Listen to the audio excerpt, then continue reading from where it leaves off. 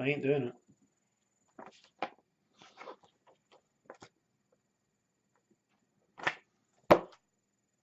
I ain't doing it.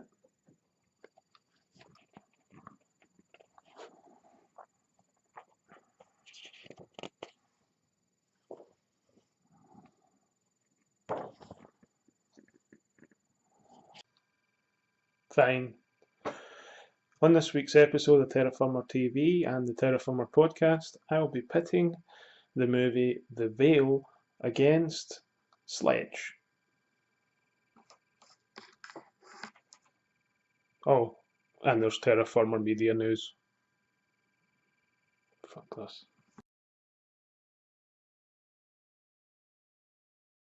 Abandon all hope, all that enter Terra Firma.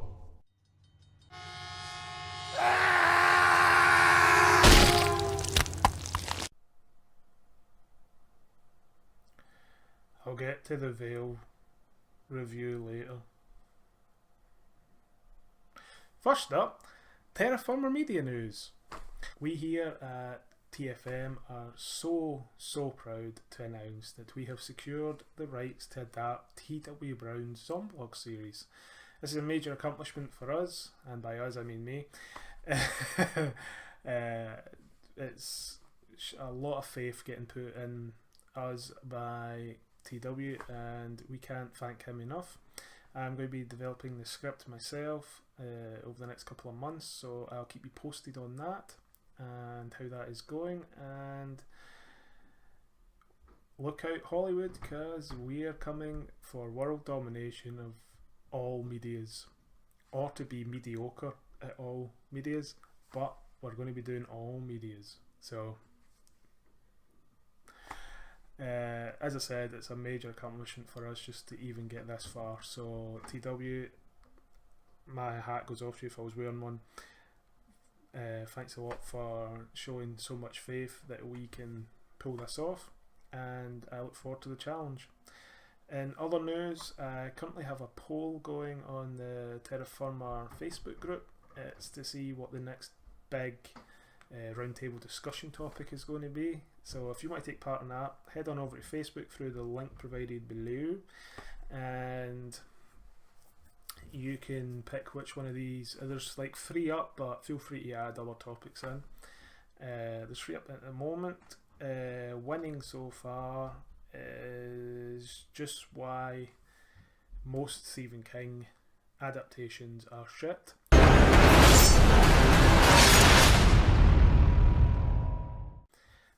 With in second place The Many Chins of Bruce Campbell.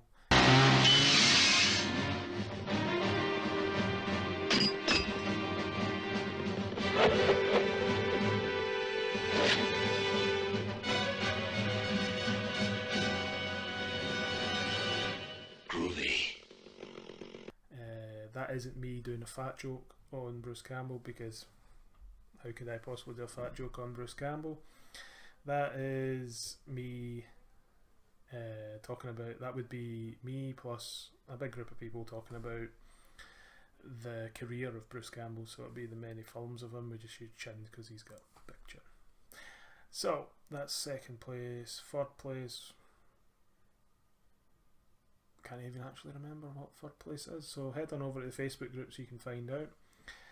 Vote on that. Also join the Facebook group anyway, flat out, because there's so many cool people hanging about in there. We've got filmmakers, we've got authors, we've got just crazy nut job people, and the group is chaos. You can promote anything you want. You can put trailers up for films you think look cool, and everyone pitches in their thoughts on them, all that type of stuff. It's a really fun place to hang out. People generally just having a lot of fun, joking about. If you've got like a filming project you've got coming up you want advice on, as I said, we've got filmmakers in the group. If you're a first time author and want some advice, we've got authors in the group, and we've got crazy people, so if you want to be crazy, ask them some stuff. I'm sure they can help you out with that. So we've got all that coming up. Also, I'm planning on doing like a little mini documentary type episode of Terror Firma TV next week, and for the podcast, so fingers crossed that goes well. I can't really go into much detail on it, but it should be a cool wee project. If I don't pull it off in time, next week's episode will be a review of Army of Darkness, the third Evil Dead movie. So either way, it should be a lot of fun. We also have a new show debuting on the channel coming up later in the year, possibly November time.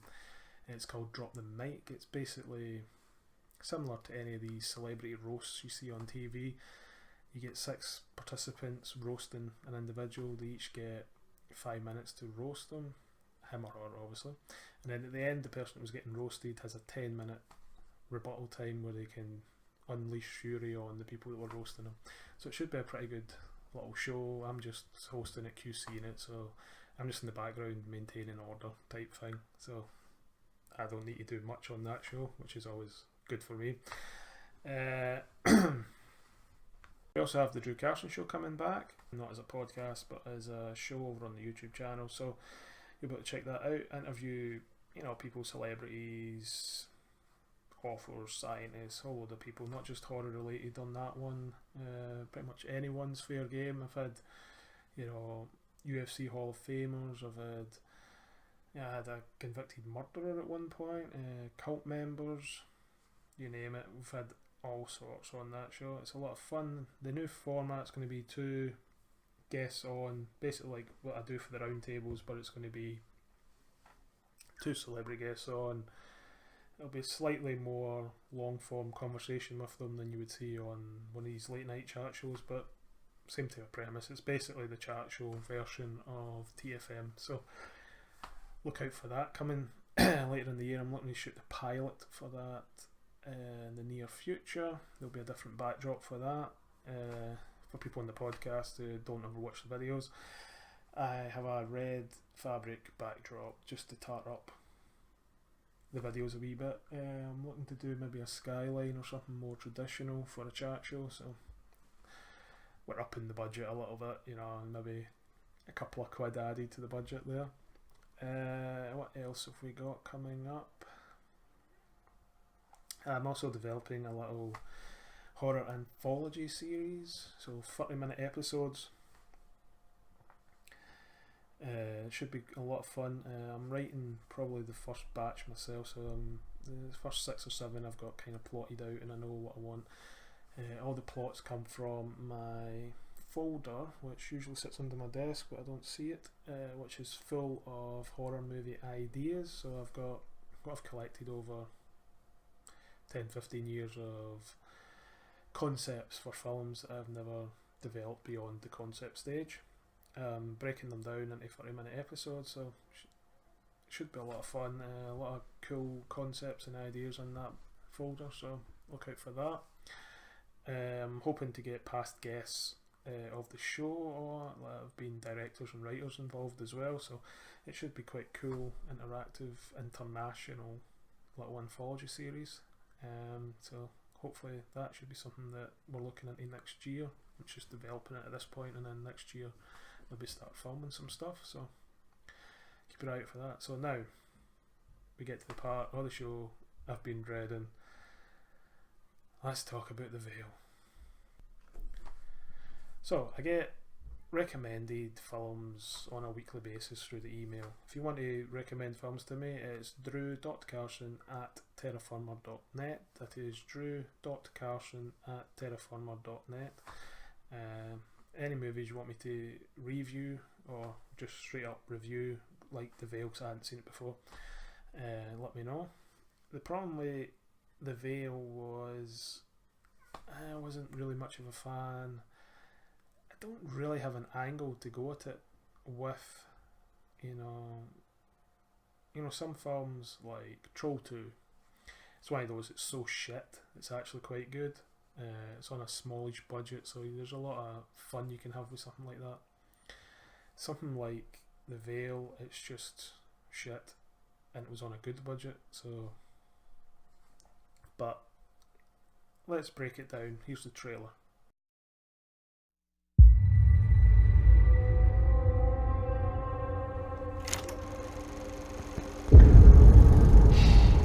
This is film number 1. I'm Jim Jacobs. I believe that mankind mankind is on the cusp of a new reality, one that transcends pain, suffering, even death. No one knows what happened that day. Why did they do it? Thought it was you. Trying to come back home.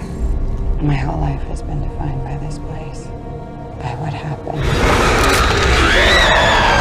Maybe we shouldn't be here. They're gonna come get me. They wanna control me like I'm a puppet. What do you want to do? I think we should talk to them. Enough is enough, Maggie. Let's get the hell out of here. We are the hidden masters. We are the architects of anarchy. We are the sucking soul eaters.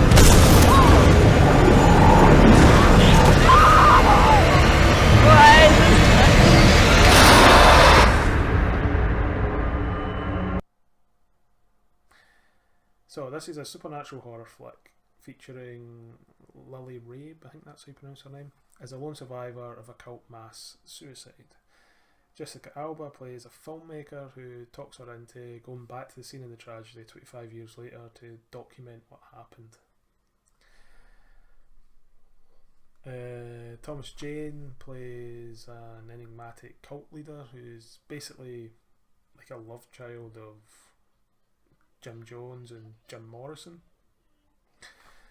And I should have said this off the bat. In full disclosure, I, in a previous podcast in life, actually interviewed one of the actual survivors of the Jonestown Massacre, which this film is basically loosely based on, but with supernatural elements thrown in.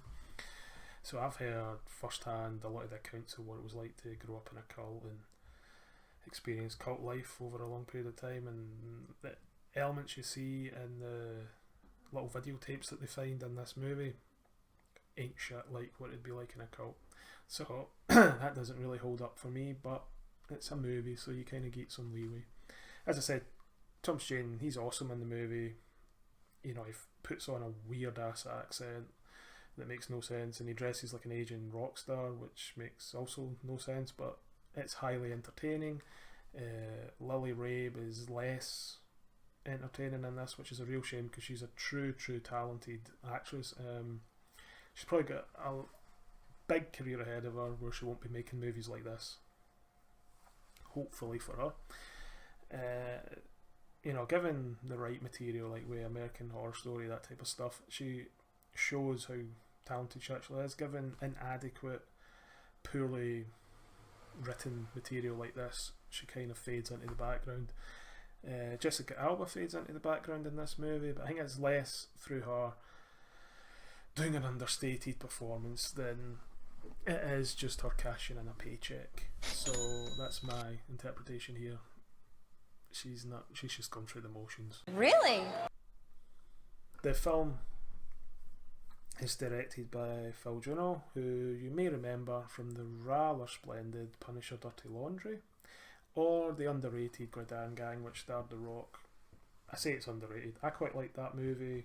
Most people didn't, but I thought it had some merit to it. He also directed music videos for people such as U2, Bon Jovi, B.B. King, Tom Petty and the Heartbreakers, Whitney Houston. Unfortunately, none of that experience shines through in this, as the cinematography is god awful and the pacing in this film is lethargic as hell. It's like watching me try to jog. You know, if you were watching me try to jog a mile, that's how slow paced this is. I won't waste the movie by spoiling the plot or giving away too much detail, because quite frankly the filmmakers did that for me before I even started. I give this film 1 out of 5 stabs on the horrific scale because it's shit. Basically, only watch this if you're on a caffeine or other type of substance high and you really need to chill the fuck out. There is no real scares in this film. There's just a bunch of badly executed jump scares that are meaningless, which is funny to me because this film comes to you from Blumhouse, who are basically the experts on jump scares, and I don't mean that in a derogatory way. I mean, they do make a lot of movies that feature jump scares as a way to scare the audience, and they're the experts in it. It's also, I can't understand how a film like this came from Blumhouse at all. You know, you're looking at the place where, like, you get the Paranormal Activity movies, which are basically the same film made, 12 different times now. But you've got them, you've got the Purge movies, you've got Insidious movies, you've got the Conjuring movies, you've got all these big name horror franchises coming out of that company. They basically just print money over there with the films they make. And yet something this fucking shit can come out of there. It's incredible to me. Anyway, this film drags like a heavy corpse, so I'd avoid it. That's just my opinion. You let me know what you think in the comments. Did you like this film? Do you think I'm being too harsh on it? Let me know. Now for Sledge.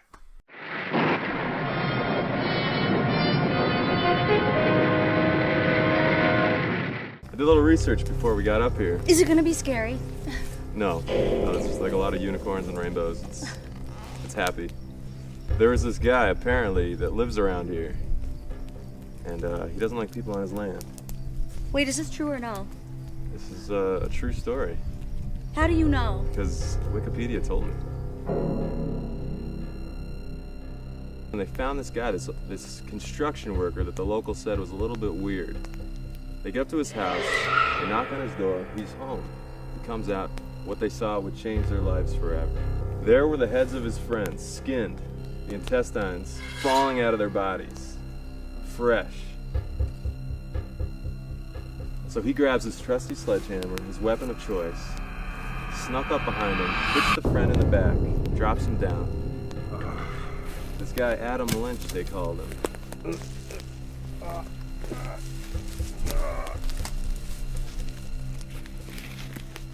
Oh, damn city people. Oh. Hey, douche nozzle. What? I need to talk to you. I ain't done enough talking already. You want to take me to the woods and kill me? Die, fucker.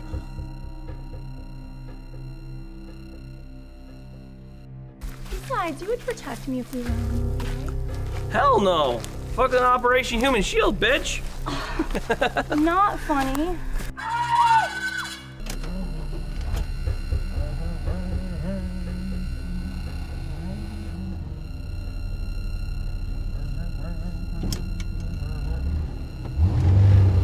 Yeah, we're gonna go up there. He's gonna put his hand up my ass. He's gonna make me talk like a human puppet. You know how this goes. It's not a movie. Can't wait to get Alex and Sarah. They'll look nicely with my box set.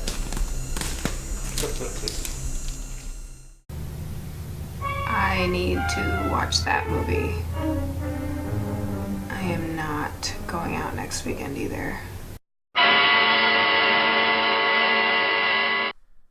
Sledge was made for a reported $800, and I think some of that budget may have been left over. Written and co-directed by Christian Hansen, who also plays the film's sledgehammer-wielding lunatic Adam Lynch. The film stars his friends and fellow crew members, but don't let that put you off at all. The film's plot is not original, nor is it stylistically shot in the way, say, the early works of Sam Raimi or Peter Jackson. But again, don't let that put you off. The film is a lot of fun, especially if you relax and remember this one key thing.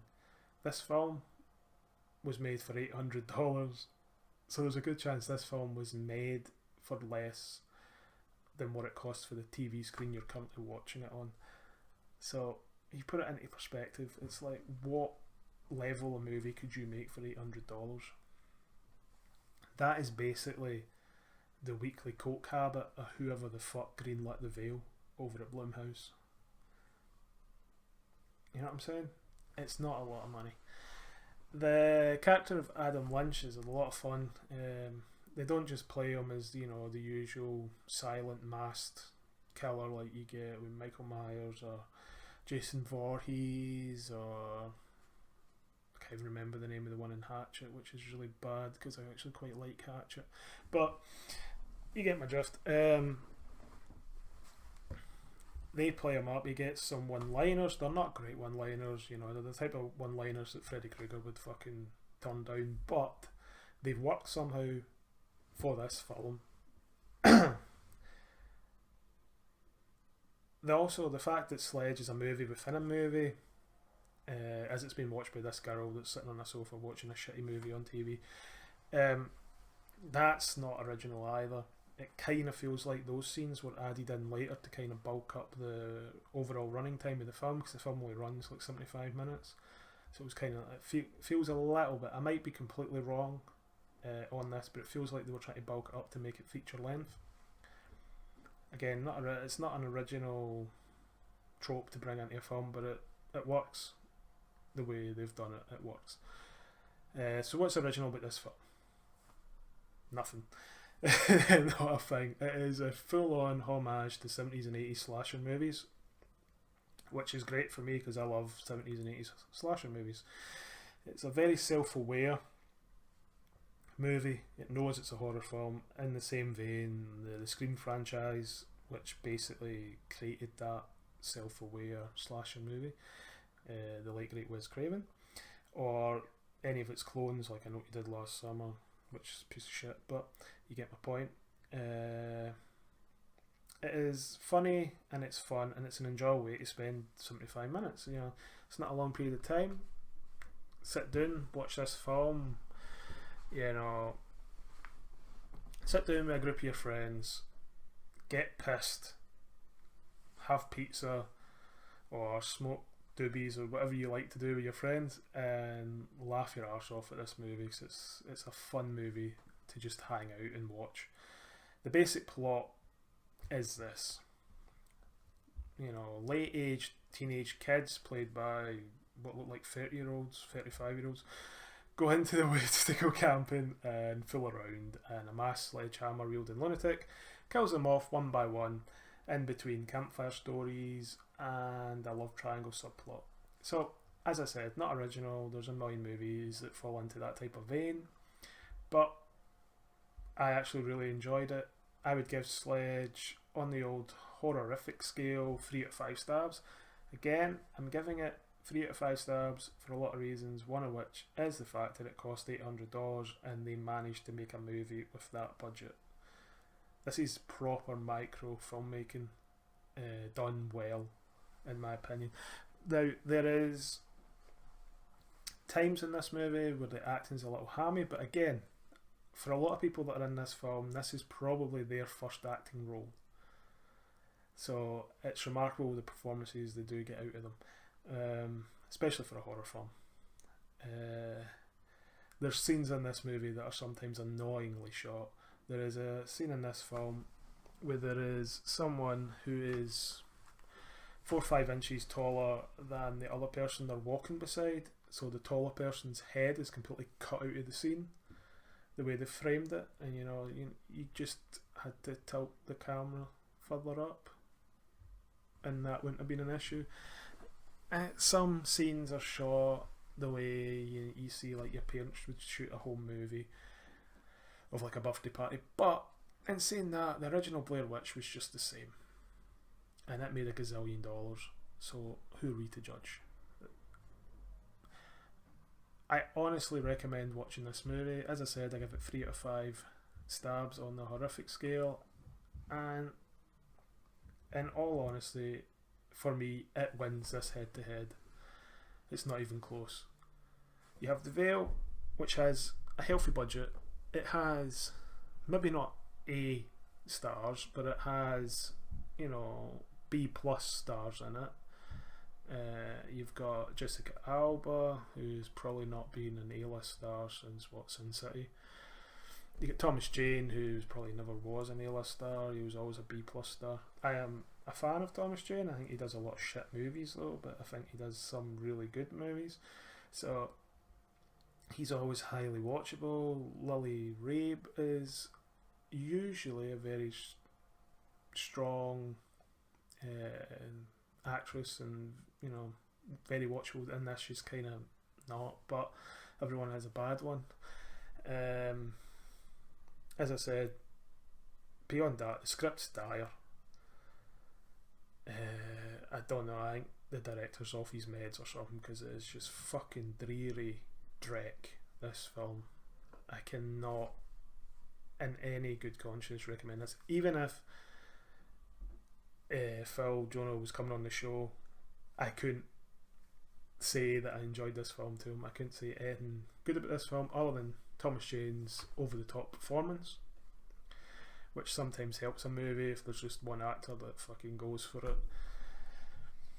You could argue that that helps that movie, but there's not enough of it to make it remotely watchable throughout. So if you have the option of either, if you're sitting down and you've got a DVD of The Veil and you've got a DVD of Sledge, watch Sledge.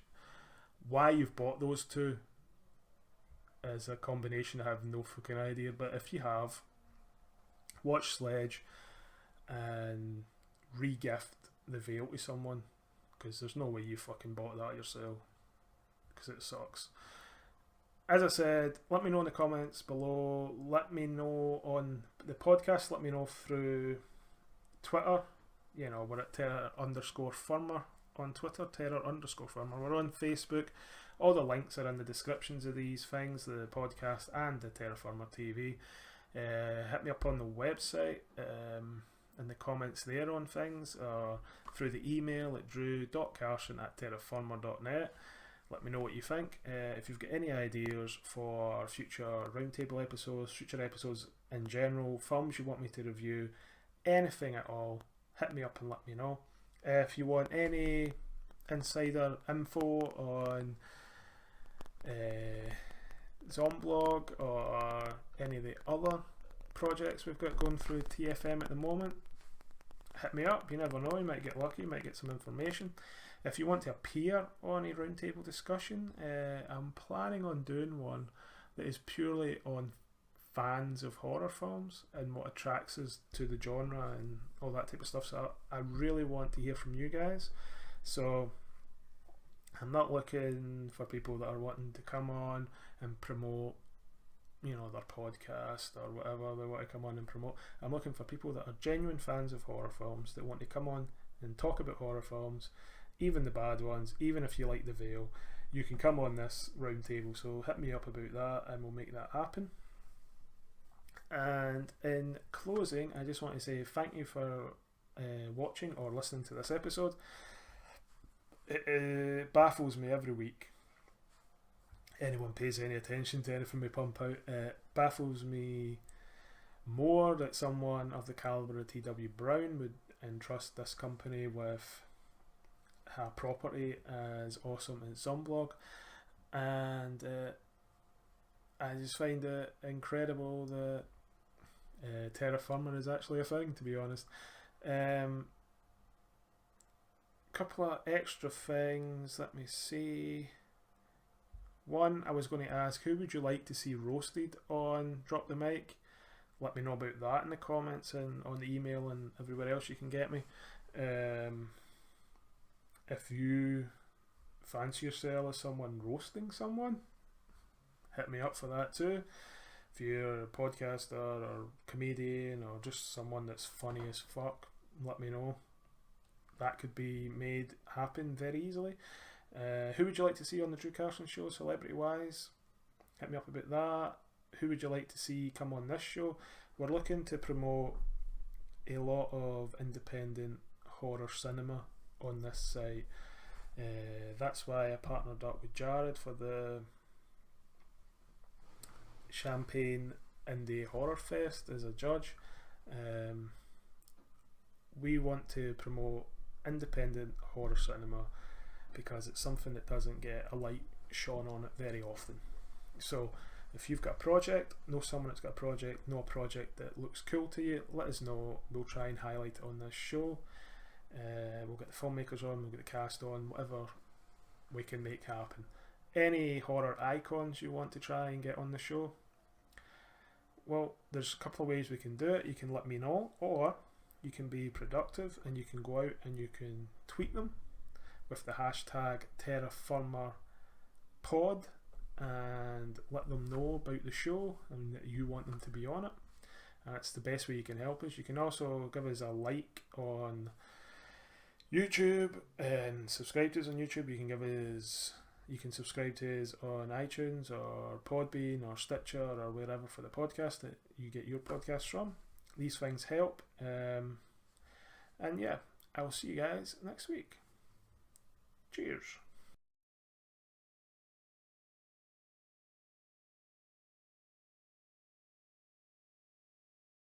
Abandon all hope. All that enter Terra Firma.